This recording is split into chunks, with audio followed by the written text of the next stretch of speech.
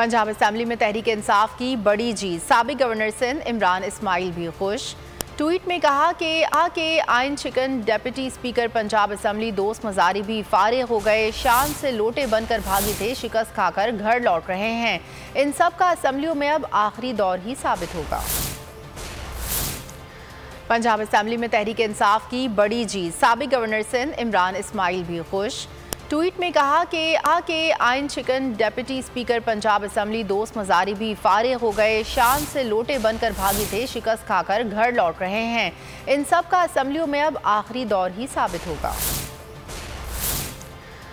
Punjab assembly में तहरीक इंसाफ की बड़ी जीत, साबिक गवर्नर सिंध इमरान इस्माइल भी खुश हुए और अपने ट्विटर पैगाम में कहा कि आइन chicken deputy speaker Punjab assembly दोस्त मजारी भी फारिग हो गए, शान से लोटे बनकर भागे थे, शिकस्त खाकर घर लौट रहे हैं। इन सब का असेंबलियों में अब आखिरी दौर ही साबित होगा। सब्सक्राइब करें और बेल दबाएं ताकि कोई खबर रह न जाए।